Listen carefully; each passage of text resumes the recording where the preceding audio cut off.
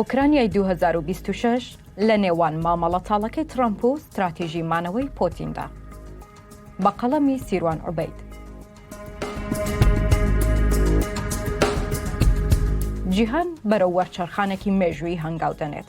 لە کاتێکدا واشنگتن دەیەوێت بە میتۆدی بازرگانی کۆتایی بە جەنگی ئۆکرانیا بهێنێت. ئەوروپا لە بەردەم قەیرانی ناسنامە و ئاسایشدایە.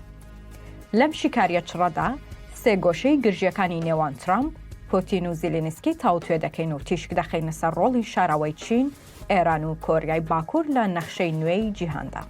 دۆخی سەربازی و سیناریۆکان بۆ ساڵی 2026 پێشبینی دەکرێت لە سەرەتای ساڵی نوێی 2026 بەرەکانی جەنگ بچنە قۆناغی چەقبەستووی یان یەکلاکردنەوەی ناچارکردن. لە ئێستادا رووسیا بەردەوامە لە فشاری توند لەسەر ڕۆژهەڵاتی ئۆکرانیا، دۆنباس و هەوڵی کۆنتڕۆڵکردنی تەواوی ناوچە ستراتیژیەکان دەدات پێش ئەوەی هەر دانوستانێکی فەرمی دەست پێ بکات. ڕێک ئەو لۆژیکەی کە پێی دەوترێ فاکتس ئۆن دە گراوند، سەپاندنی ئەمری واقع بەر لە مێزی گفتوگۆ. لە کاتێکدا ئۆکرانیا لە دۆخێکی بەرگری سەختدایە بەهۆی کەمبوونەوەی تەقەمەنی و داخورانی هێزی مرۆیی و تێپەڕاندنی هێڵی سووری بەرگری. وەک سەرچاوە سەربازیەکان باسی لێوە دەکەن، دۆخەکە لە ئێستادا زیاتر خۆی لە شەڕی تەکنەلۆژی سەربازی دەبینێتەوە.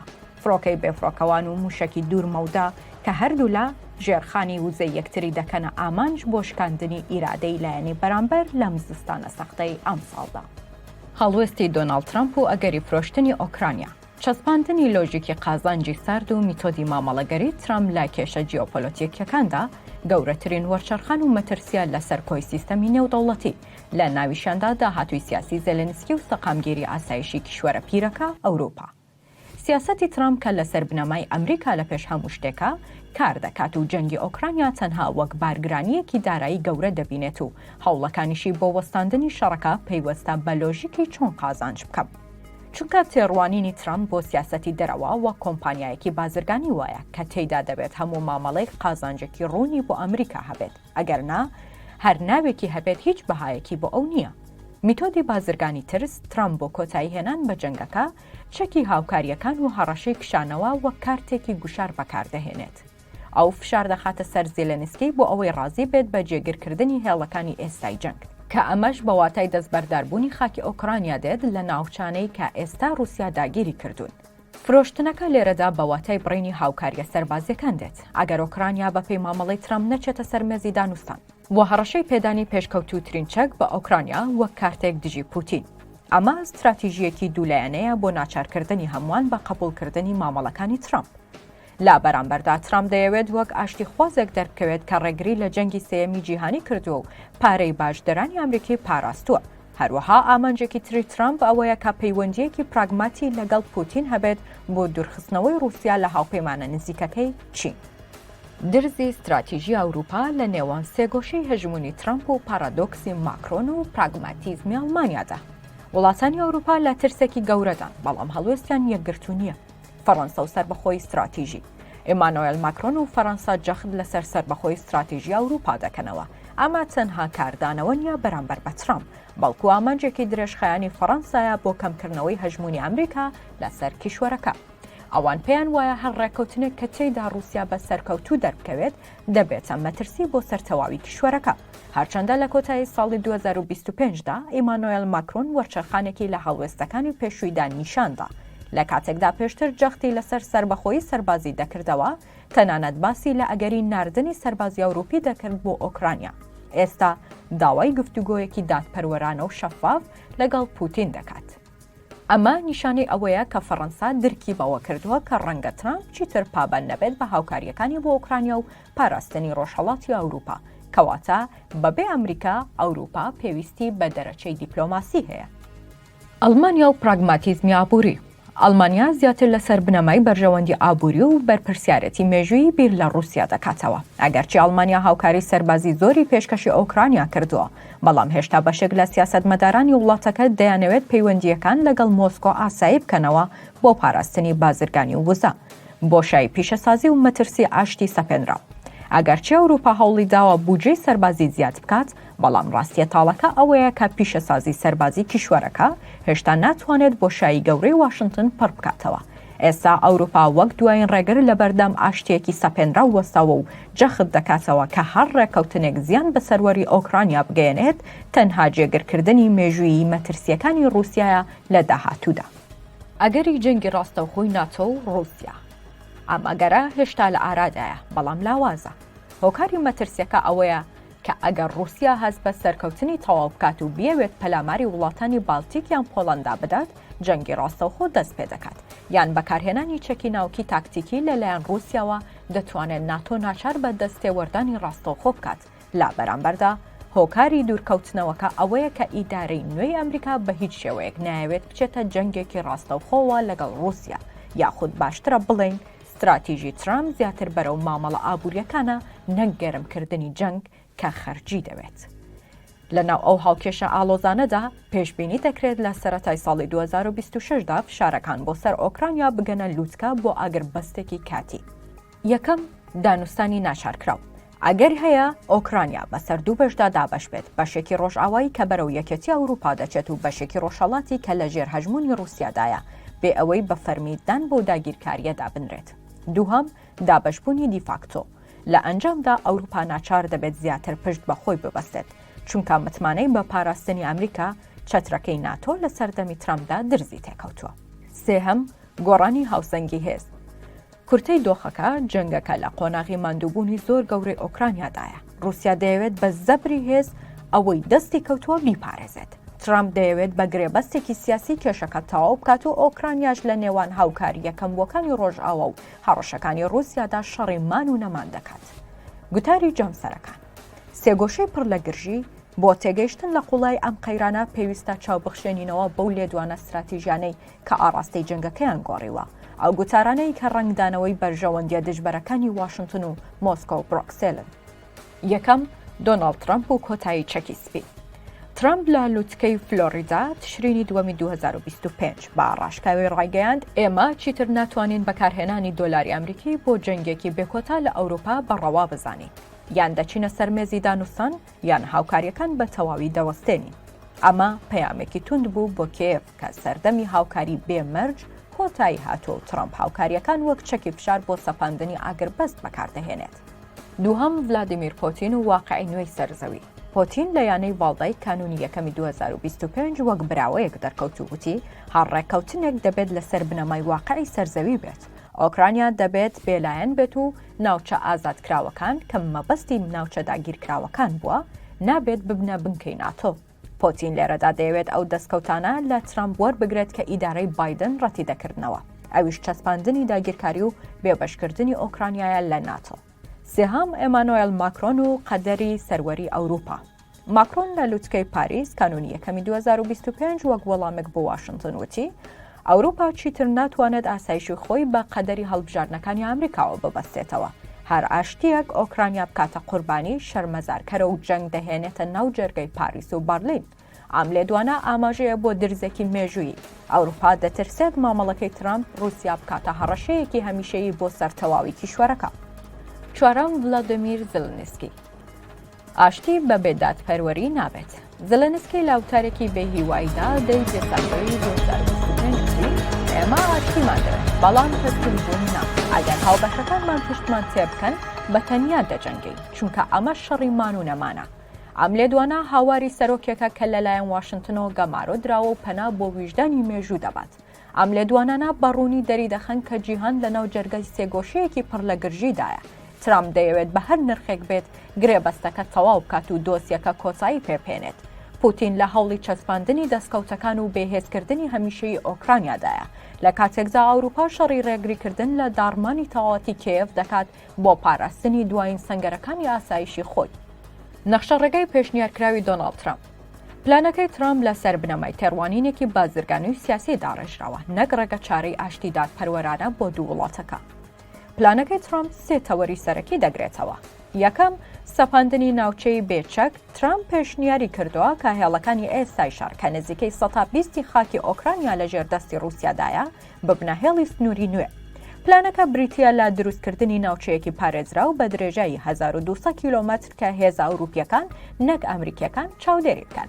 ئامانجی ترەمپ لەمە دوورخستنەوەی سوپای ئەمریکایە لە بەرپرسیارەتی پاراستنی سنوورەکان و خستنی بارگرانیەکە بۆ سەرشانی وڵاتانی وەک پۆڵەندا، ئەڵمانیا و بەریتانیا. دووەم، دواخستنی ئەندامەتی ئۆکرانیا لە ناتۆ. یەکێک لە خاڵەکان ئەوەیە ئۆکرانیا بە فەرمی بەڵێن بدات تا 20 ساڵی داهاتوو هەوڵی چوونە ناو ناتۆ نەدات. ئەمەش گەورەترین سازشە کە ترەمپ دەیەوێت پێشکەشی پۆتینی بکات. لە بەرامبەردا ئەمریکا بەردەوام دەبێت لە پڕچەکردنی ئۆکرانیا تا رووسیا جارێکی تر پەلاماری نەداتەوە. ترەمپ لێرەشدا دەیەوێت جارێکی تر قازانج بکات لە فرۆشتنی ئەوچەکانەی ئەمریکا بە ناوی پێویستی خۆپاراستن بە ئۆکرانیا دەیانفرۆشێتەوە. بیانووی ئەمەیە کە خاڵی کۆتایی کێشەکە لەگەڵ مۆسکۆ، چونکە پۆتین هەمیشە دەڵێت ئەندامبوونی ئۆکرانیا لە ناتۆ هێڵی سوورە. سێهەم، قازانجێکی تری ئابووری، ئاوەدانکردنەوە لە بەرامبەر نەوت و غاز. ترەمپ دەیەوێت پرۆسی ئاوەدانکردنەوەی ئۆکرانیاش بکاتە دەرفەتێکی بازرگانی بۆ کۆمپانیا ئەمریکیەکان. پلانەکە بریتیە لە تەرخانکردنی گرێبەستە گەورەکانی کەرتی وزە و بنیاسنانەوە بۆ کۆمپانیاکانی ئەمریکا. هەروەها دەیەوێت ئەوروپا ناچار بکات لە بری غازی رووسیا غازی شلی ئەمریکی LNG بکڕن بۆ ئەوەی ئاسایشی وزەیان پارێزراو بێت. ڕێگریەکانی ئەوروپا. ئەوروپیەکان بە توندی دژی ئەم نەخشە ڕێگەیان لەبەر سێ هۆکار. یەکەم پێیان وایە ئەمە پاداشتی دەست درێژکارە و ڕێگە خۆشکەرە بۆ ئەوەی پۆتین لە داهاتوودا پەلاماری وڵاتانی تری ئەوروپی بدات. دووهەم، ترەمپ دەیەوێت ئەمریکا تەنها چەک بفرۆشێت و ئەوروپاش تێچووی ئاوەدانکردنەوە و پاراستنی سنوورەکان بگرێتە ئەستۆ، کە ئەمە بەرپرسیارەتیەکی دارایی گەورەیە بۆ ئەوروپا. سێەم، ئەوروپا دەترسێت دوورخستنەوەی ئۆکرانیا لە ناتۆ سەرەتایەک بێت بۆ لاوازکردنی خودی هاوپەیمانیەکە و کشانەوەی ئەمریکا لێ. پێنجەم، لە کاتێکدا ترەمپ دەیەوێت بارگرانیە داراییەکان بخاتە ئەستۆی ئەوروپا. یەکێتی ئەوروپا پاکێجێکی 90 میلیارد یۆرۆیی بۆ ساڵانی 2026 و 2027 ئامادە کرد. داهێنانی ئەوروپا لێرەدا ئەوەیە کە دەیەوێت لە بری پارەی باشدەرانی خۆی قازانجی سامانی بلۆکراوی رووسیا بەکاربهێنێت. ئەمە وەک وەڵامێکی پێشوەختە دەبینرێت لە بەرامبەر فشارەکانی ترەمپ کە دەڵێت ئەمریکا چیتر پارەی تێدا خەرج ناکات. سیناریۆی ئاگربەستی تاڵ. ئۆکرانیا لە ژێر فشارێکی توندی واشنگتن و مۆسکۆدایە. ئاماژەکان زیاتر بەرەو ئەوە دەچن کە ڕەنگە زێلێنسکی ناچار بێت ئاگربەستێکی کاتی نەک ڕێککەوتنی ئاشتی هەمیشەیە قبول بکات بۆ ئەوەی سوپاکەی لە داڕمان بپارێزێت. خولاسەی کەلام ئەوەیە کە ترەمپ دەیەوێت کێشەی ئۆکرانیا بفرۆشێت بە رووسیا لە بەرامبەر جێگیرکردنی دۆخی ئەوروپا و وەرگرتنی دەستکەوتی ئابووری بۆ ئەمریکا و هەوڵی دوورخستنەوەی پۆتین لە شی جیپینگ، بەبێ ئەوەی گوێ بەوە بدات کە ئۆکرانیا خاکەکەی لە دەست دەدات یان تا چەند ئاسایشی ئەوروپا دەکەوێتە بەرخەتەر. پرسیاری جەوهەری ئەوەیە: ئایا ئەوروپا دەتوانێت بە تەنیا ئۆکرانیا ڕابگرێت؟ بۆ وەڵامیان پرسیارە پێویستە سەیری واقعی سەربازی و ئابووری ئەوروپا بکەین. شیکاریە سیاسی و سەربازیەکان ئەوەمان پێدەڵێن بەم زوانە پڕکردنەوەی شوێنی ئەمریکا ئەرکێکی یەکجار قورس و پڕ لە تەحەدیە بۆ ئەوروپا. یەکەم، توانای سەربازی و پیشەسازی کە لێنەکە گەورەکە. هەرچەندە وڵاتانی ئەوروپا لە دوای 2022ەوە بودجەی سەربازیان زیاد کردووە، بەڵام هێشتا نەگەیشتونەتە ئاستی خۆپارێزی تەواو. تا ئێستا ئەمریکا دابینکەری سەرەکی موشەکەکانی وەکو پاتریۆت و ATACMC و قەدیفەی 155 ملم بووە، کەواتە ئەوروپا بەم زوانە ناتوانێت بە تەنیا ئەو بڕزە بەلاحەت دابین بکات کە سوپای ئۆکرانیا ڕۆژانە پێویستیەتی. لە ڕووی زانیاری هەواڵگریشەوە، ئۆکرانیا بە تەواوی پشت بە مانگە دەستکردەکان و سیستەمەکانی چاودێری ئەمریکا دەبەستێت و ئەوروپا خاوەنی تۆڕێکی هاوشێوە نییە کە بتوانێت جێگەی ئەمریکا بگرێتەوە. تەنانەت فڕۆکەکانی F-16 کە لەلایەن ئەوروپاوە ڕادەستی ئۆکرانیا کراون، هێشتا پارچەی یەدەگ و چاکردنەوە و مەشقەکانیان بەسراونەتەوە بە تەکنەلۆژیای ئەمریکی. دوام، ئاستەنگە سیاسیەکان. ئەوروپایەکی دابەش بوو. ئەوروپا یەکدەنگ نییە. لە کاتێکدا پۆڵەندا وڵاتانی بالتیک پێیان وایە ئەگەر ئۆکرانیا بڕوخێت ئێمە نۆرەمانە. وڵاتانی وەک هەنگاریا و سلۆڤاکیا و هاوشێوەی ترەمپ بیردەکەنەوە و دەیانەوێت پەیوەندیەکانیان لەگەڵ مۆسکۆ ئاسایی بکەنەوە. هەروەها بڕینی غازی رووسیا و تێچووی بەرزی وزە لە ئەوروپا بۆتە هۆی ناڕەزایەتی ناوخۆیی. حکوومەتەکان دەترسن ئەگەر پارەیەکی زۆر بدەنە ئۆکرانیا لە کاتێکدا ئەمریکا کشاوەتەوە تووشی ناڕەزایەتی و ڕخنەی توندی خەڵک و دەنگدەرەکانیان ببنەوە. کلێنی ستراتیژی و سیناریۆی چەقبەستووی لە دەرەنجامیان هاوکێشەیەدا ئۆکرانیا لە نێوان دوو بەرداشدا دەمێنێتەوە. ئەگەر هاوکاریەکانی واشنگتن بوەستێت، کیێڤ ناچار دەبێت ستراتیژی خۆی بۆ بەرگریەکی ستاتیک بگۆڕێت و بۆ پاراستنی جەستەی دەوڵەتەکە ڕازی بێت بە لەدەستدانی بەشێک لە خاکەکەی. لە بەرامبەریشدا پۆتین ئەمە وەک دەرفەتێکی زێڕین بۆ فشاری زیاتر دەبینێت چونکە دەزانێت ئەوروپا بە تەنیا خاوەنی ئەو دانەتیژە نییە کە بتوانێت هێرشی پێچەوانە ئەنجام بدات. پێشبینی من ئەوەیە کە ئەوروپا توانای پڕکردنەوەی بۆشایی ئەمریکای نییە بۆ بەدەستهێنانی سەرکەوتنی یەکلاکەرەوە. بۆیە باشترین سیناریۆ بۆ ئەوروپا لە 2026دا ڕەنگە ڕاگررتنی دۆخی ئێستا و ڕێگریکردن بێت لە پێشڕەوی زیاتری رووسیا. لە کاتێکدا لە پشت پەردەوە لەگەڵ ئیدارەی ترەمپ خەریکی ڕازیکردنی ترەمپ و داڕشتنی مامەڵەیەکی ئاشتی دەبن. کاردانەوەی ناوخۆی ئۆکرانیا و ئەگەری ڕەتکردنەوەی پلانی ترەمپ. بۆ تێگەیشتن لە کاردانەوەی ناوخۆی ئۆکرانیا و ئەگەری ڕەتکردنەوەی پلانی ترەمپ دەبێت سەیری قوڵایی کۆمەلگا سوپای ئۆکرانیا بکەین کە پێشبینیەکان ئەم جۆرن. یەکەم کاردانەوەی ناوخۆی ئۆکرانیا سوپا و خەڵک ئۆکرانیەکان لە ئێستادا لە نێوان دوو هەستی دژبەیەکدا دەژین ماندووبوونی جەنگ و ترس لە تەسلیم بوون. فەرماندە سەربازیەکانی ئۆکرانیا بەتایبەت ئەو نەوە نوێی کە لە مەیدانی جەنگدا پێگەیشتون کشانەوەی ئەمریکا وەک خەیانەتێکی مێژوویی دەبینن. ئەگەر زلەنسکی ڕازی بێت بە پلانی ترەمپ بۆ بەخشینی خاک ئەگەری هەیە درست بکەوێتە نێوان سەرکردایەتی سیاسی و سوپا ڕەنگە هەندێک لە فەرماندە ناسیۆنالیستەکان بڵێن ئێمە بۆ ئازادکردنی خاکەکەمان خوێنمان داوە نەک بۆ ئەوەی لە واشنگتنەوە بڕیاری فرۆشتنی بدرێت. لەسەر ئاستی شەقامیش لە کاتێکدا بەشێک لە خەڵک بەهۆی وێرانکاری و نەبوونی کارەبە و وزەوە دەناڵێنن و لەم زستانەدا چینووی ئاشتین. بەڵام لەگەڵەوەشدا زۆرینەی ئۆکرانیەکان دەترسن لەوەی هەر ئاشتیەک بە مەرجەکانی پۆتین تەنها پشوویەک بێت بۆ رووسیا تا جارێکی تر بەهێزتر هێرش بکاتەوە سەریان. دووهام ئەگەر ئۆکرانیا پلانی ترەمپ ڕەت بکاتەوە دەکرێت چی ڕوو بدات؟ ئەگەر زلێنسکی بڵێت نەخێر بۆ فشاری ترەمپ ئەوە هاوکاریەکانی واشنگتن دەوەستن و بەمەش جەنگەکە دەچێتە قۆناغێکی زۆر مەترسیدارەوە. لە دۆخێکی لەو جۆرەشدا پۆتین بە بینینی بڕی هاوکاریەکانی ئەمریکا هێرشەکانی چڕتر دەکاتەوە بۆ داگیرکردنی شارە گەورەکانی وەکو خارکیڤ و زاپۆرۆژیا تا پێش ئەوەی ئەوروپا بتوانێت جێگەی ئەمریکا پڕ بکاتەوە. سێەم سیناریۆی ئاشتیەکی تاڵ. ئەگەری هەرە بەهێز ئەوەیە کە ئۆکرانیا نەتوانێت بە تەواوی پلانەکەی ترەمپ ڕەت بکاتەوە و نەشبێت بە تەواوی قبوڵی بکات. بۆیە ڕەنگە پەنا ببانە بەر ئاگربەستێکی کاتی کە بریتیە لە ڕاگررتنی شەڕ بەبێ ئیمزاکردنی ڕێکەوتنی فەرمی خات وەک ئیمزاکردنی ڕێکەوتن نامەیەکی ناچارکراو بۆ گۆڕینی جەنگەکە بۆ ململانەیەکی بەستوو هاوشێوەی دۆخی هەردوو کۆریاکە کە تێیدا جەنگ دەوەستێت بەڵام ئاشتی بەدینایەت. ڕەنگە ئۆکرانیا داوا بکات لە بەرامبەر بێبەشبوون لە ناتۆ وڵاتانی ئەوروپا و بەریتانیا و فەڕەنسا و ئەڵمانیا ڕێکەوتنی بەرگری هاوبەشی لەگەڵ ئیمزا بکەن هەرچۆنێک بێت کاتی دیپلۆماسی بە زۆر هاتووە. جەنگەکە چیتر تەنها لە سەنگەرەکاندا نییە بەڵکو لە پەیوەندیە تەلەفۆنیەکانی نێوان مار-ئا-لاگۆ شوێنی نیشتەجێبوونی ترەمپ کرێملین و برۆکسل و کێڤدایە.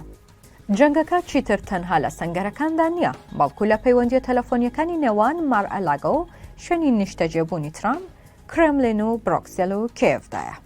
ستراتیژی ڤلادیمیر پۆتین و درزی ئەمریکا ئەوروپا.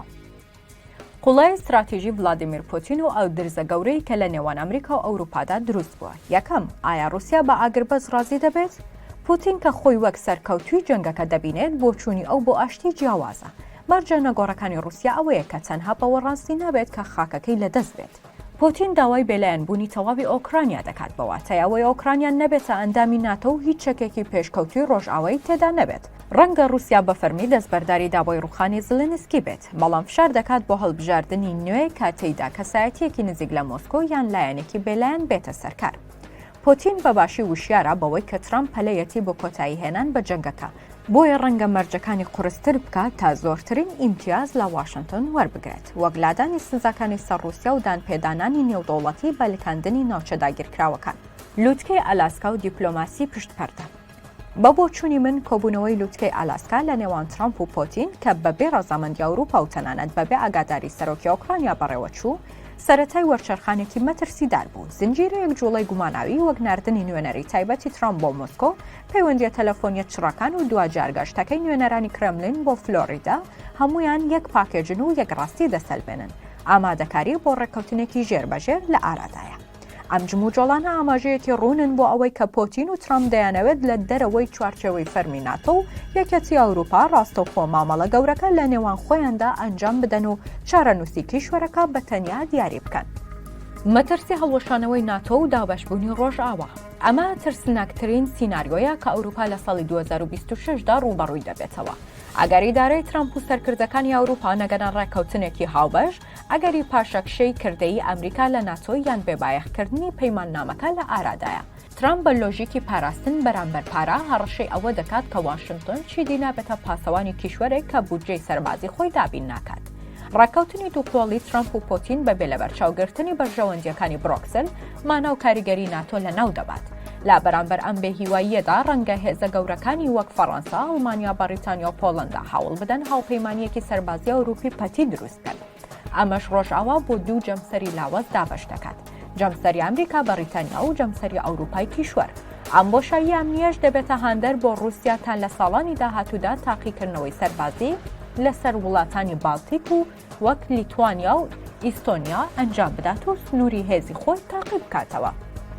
سێگۆشەی جەنگی ساردی نوێ و نەخشەی نوێی جیهان لە بەردەم سەردەمێکی نوێی جەنگی ساردایە، بەڵام ئەم جارەیان ململانەکان سێ جەمسەریە لەلایەک رووسیا و چین کە بە هاوەهەنگیەکی قوڵ هەوڵی گۆڕینی ڕیشەی سیستەمی جیهانی دەدەن. لەلایەکی تر ئەمریکای ترەمپ کە بە لۆژیکی گۆشەگیری ئابووری دەیەوێت لە کێشە نێودەوڵەتیەکان بکشێتەوە و تەنها بەرژەوەندی داراییەکانی خۆی بپارێزێت و لە نێویشاندا ئەوروپای گەمارۆدراو کە لە نێوان چەقۆی هەڕەشەکانی رووسیا و پشتگوێ خستنی ئەمریکادا شەڕی دۆزینەوەی ناسنامەیەکی سەربازی سربەخۆ دەکات. هەرچەندە ئاماژەکان زیاتر بەرەو ئەوە دەچن کە جەنگی ئۆکرانیا لە ڕووی سەربازیەوە بەرەو ساردبوونەوەی یان چاقبەستووی بڕوات. بەڵام جەنگە ڕاستەقینەکە لە ناو جەرگەی ماڵی ڕۆژئاوادا نێوان واشنگتن و بڕۆکسل تازە دەستی پێکردووە. بڕوای من لەم دابەشبوونە ستراتیژیەی نێوان دوو کەناری ئەتڵەسی گەورەترین دەستکەوتی سیاسیە کە پۆتین لەم سێ ساڵەی جەنگدا چاوەڕێی کردبێت. چین تەماشاکارە زیرەکەکەی پشت زریانەکە. لە کاتێکدا جەمسەری ڕۆژاوا سەرقاڵی کێشە ناوخۆیەکانیەتی، جەمسەرەکانی ڕۆژهەڵات بە وردی وردەکاریەکانەوە چاودێری دۆخەکە دەکەن. لەم نێوەندەدا ڕۆڵی چین یەکجار گرنگ و یەکلاکەرەوەیە. پەکین زۆر زیرەکانە چاودێری جوڵەکانی ترەمپ و پۆتین دەکات، چونکە دەرەنجامی جەنگی ئۆکرانیا بۆ چین تەنها دۆسیەکی ئەوروپی نییە، بەڵکو تاقیگەیەکە بۆ خوێندنەوەی ئیرادەی ئەمریکا. دەرەنجامی ئەم جەنگە ڕاستەوخۆ هاوسەنگی هێز لە دەریای چینی باشوور دیاری دەکات و دەبێتە نەخشەڕێگا بۆ مامەڵەکردنی پەکین لەگەڵ پرسی تایوان. چین دەیەوێت بزانێت ئایا لۆژیکی مامەڵەگەری ترەمپ ئامادەیە هاوپەیمانە ستراتیژیەکانی لە ئاسایش بفرۆشێت لە بەرامبەر دەستکەوتی ئابووری کورتخایەندا. تەڵەی چین لە مۆتەکەی تایوانەوە بۆ ئیمپراتۆریەتی گومرکی ترەمپ. یەکەم ئۆکرانیا وەک تاقیگەی تایوان. گەورەترین دڵەڕاوکێ هاوپەیمانەکانی ئەمریکا لە ئاسیا ئەوەیە کە ترەمپ سیاسەتی بازرگانی ترس لە ئۆکرانیاوە بگوازێتەوە بۆ تایوان. ئەگەر ترەمپ سەرکەوتوو بێت لە گۆڕینی ئۆکرانیا بۆ ململانەیەکی بەستوو لە بەرامبەر دەستکەوتی ئابووری، ئەمە دەبێتە نەخشە ڕێگایەک بۆ مامەڵەکردن لەگەڵ تایوان. پەیامی چین بۆ تایوان لێرەدا ڕوونە. ئەمریکا ئامادەیە هاوپەیمانەکانی بفرۆشێت ئەگەر مامەڵەیەکی باشتر لە ئارادا هەبێت. دووهەم پێچەوانەکردنەوەی هێزی کیسینجەر. ترس و دەرفەت. پەکین لە سیناریۆیەک دەترسێت کە تێیدا ترەمپ پێچەوانەی کیسینجەر بجوڵێتەوە، واتە رووسیا لە چین دوور بخاتەوە. ترەمپی بازرگان ڕەنگە بە پۆتین بڵێت ئۆکرانیات پێدەدەم، بە مەرجێک پەیوەندیەکانت لەگەڵ چین سارد بکەیتەوە. ئەمە بۆ چین کارەساتبار دەبێت، چونکە هاوپەیمانە ستراتیژیەکەی لەدەست دەدات. لە بەرامبەردا چین وەک بنیاتنەرێکی بێلایەن ئامادەیە بە قەرزی درێژخایەن ئۆکرانیا ئاوەدام بکاتەوە و هەژمونی خۆی لە ڕۆژهەڵاتی ئەوروپا بچەسپێنێت. سێهەم هاوپەیمانی بێسنوور و پاراستنی رووسیا. هەرچەندە چین چەکی کوشندەی ڕاستەوخۆی نەداوەتە مۆسکۆ، بەڵام بە دابینکردنی پارچەی ئەلیکترۆنی و تەکنەلۆژیای درۆن بۆتە شاخوێنی ئابووری پیشەسازی کە سوپای رووسیا بەپێوە هێشتۆتەوە. چوارەم ئامانجە کۆتاییەکە. جەنگی ساردی نوێ دژی پەکین. ستراتیژی ترەمپ ڕوونە، کوژانەوەی ئاگری ئۆکرانیا بە هەر نرخێک بێت تا بتوانێت تەواوی هێزی سەربازی و ئابووری ئەمریکا بەرەو چین ئاڕاستە بکات. بۆ واشنگتن چین ڕکابەری ڕاستەقینەیە نەک رووسیا. پێشبینی دەکرێت لە 2026دا ترەمپ گەورەترین جەنگی گوپڕنکی دژی کاڵا چینیەکان ڕابگەیەنێت. بۆیە بەرژەوەندی چین لەوەدایە جەنگی ئۆکرانیا بە جۆرە کۆتایی بێت کە رووسیا وەک دڕکێک لە جەستەی ئەوروپادا بمێنێتەوە و سەرنجی ئەمریکا هەمیشە لەسەر ئەوروپا بێت نەک ئاسیا. کۆبەندی هاوکێشەکە. جیهان لە بەردەم بڕیارە سەختەکاندا لە کۆبەندی ئەم شیکاریەدا دەتوانین بڵێن ئێمە لە ساتە وەختێکی مێژووی یەکلاکەرەوە داین. ئۆکرانیا ئێستا بۆتە قوربانی ڕاستەوخۆی گۆڕانکاریە سیاسیەکانی ناوخۆی واشنگتن و لۆژیکی مامەڵەگەری ترەمپ. لا بەرامبەردا رووسیا بە زیرەکیەوە هەوڵ دەدات شکستی ستراتیژی خۆی لە مەیدانی جەنگدا بگۆڕێت بۆ سەرکەوتنێکی سیاسی گەورە لە ڕێگای سوودوەرگرتن لە درزەکانی ناو ناتۆ.